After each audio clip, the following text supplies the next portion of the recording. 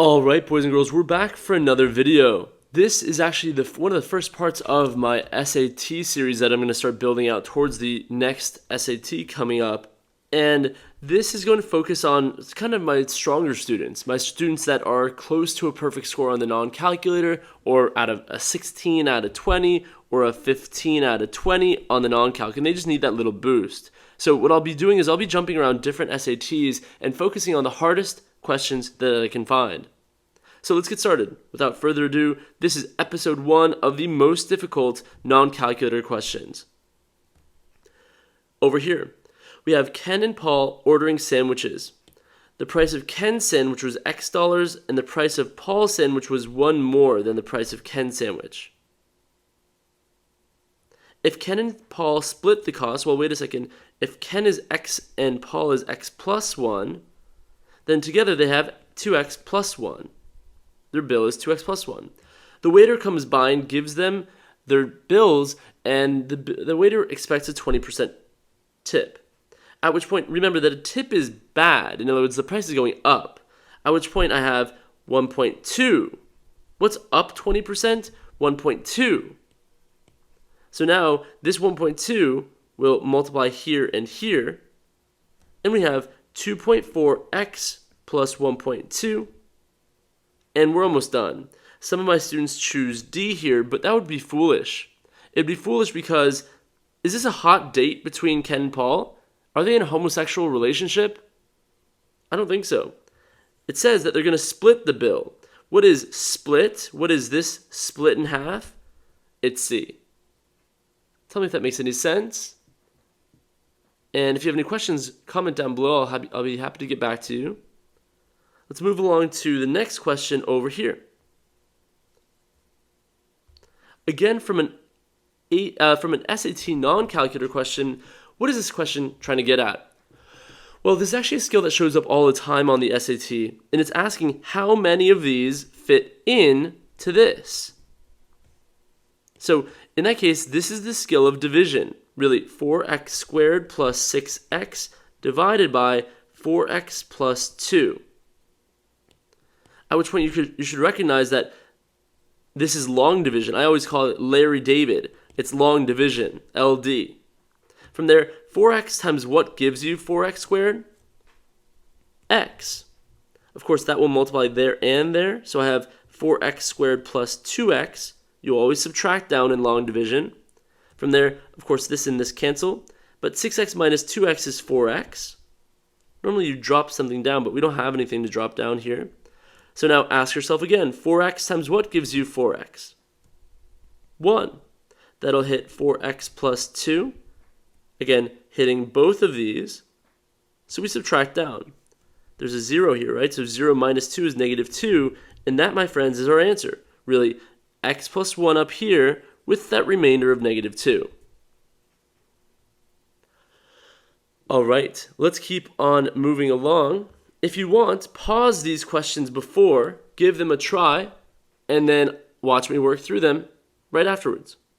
So taking a look at this question, this is another one from a non-calculator question. They do this weird skill sometimes. I saw it recently on a 2022 test. I'll show you. First of all, this is a harmless looking thing, but it does look like they want it to go to a difference of squares. Remember up here, I'll remind you, if I have x squared minus 9, that becomes x plus 3 and x minus 3. That's a difference of squares. Well, let's take a look. The first thing that I notice is that they've pulled this 1/3 out to the front. Again, they've pulled that 1/3 out as a GCF. So awkward, so weird. So when they pull that out, it becomes 1/3 x squared minus 6. And the reason that is so is because when you pull 1/3 out of both of these terms, of course, the x just becomes x squared. Really, this x squared just stays as x squared because I pulled the 1/3 out. But how many 1/3 are in 2? Again, how many 1/3 go into 2? 6 of them. And you can kind of see that if you FOIL this back out. What's 1/3 times 6? 2. And at this point, I'm pretty much done because they're treating this as a difference of squares. Really, it's 1/3 x plus root 6, x minus root 6. The answer is D. I would say only 5 or 10% of my students have ever gotten this question right, on their first attempt at least. And again, you might be scratching your head, why root 6? Well, remember, with my example of x squared minus 9, that was a really nice, clean example. 9 is a beautiful number. 9 splits into 3 and 3, really square rooted into 3 and 3. Whereas, is everything in life always going to be perfect? Does 6 have a perfect square root? Not really. The square root of 6 is root 6 and root 6. So that's good for that question. I'm going to move on to our last question of this quick video. And that's going to be this guy over here. This is number 20 on a non-calculator question. I'll give you guys a minute to pause here and try. But if you would like to rather just watch along, please do. The first thing that screams at me with this question, and keep in mind, I don't really read a lot when I do these tests. I always say the less you read, the better you do. What I would say is this is definitely a circle question. And because it's a number 20 and it's kind of difficult looking, I'm going to quickly just sketch what's happening here. I know that this is 6, 3. The formula for a circle is x minus h squared plus y minus k squared equals r squared. So, yep, the center is definitely 6, 3. So 6, 3 might be right here. And from there, what is it saying? Oh, it's saying, I want to translate this downwards by 5. Oh, not by 5. I meant the radius is 5, right? The r is 5. So this radius, this radius, this radius, and this radius. Really, I have a circle that looks like this. Okay, close enough. All right. So what's happening? It says, I want to translate this or shift it downwards so that it's tangent.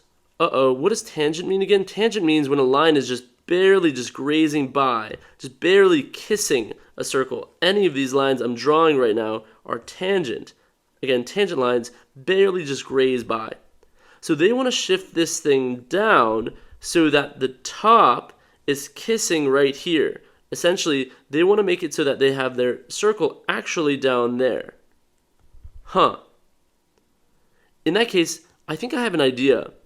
What is the coordinate up here again? I think it's 6, 8. So if that's 6, 8, all the way up there, I want to shift it down how much? Oh, that's a distance of 8 units. I needed to shift it down 8 units. This value of a right here, a must have been 8.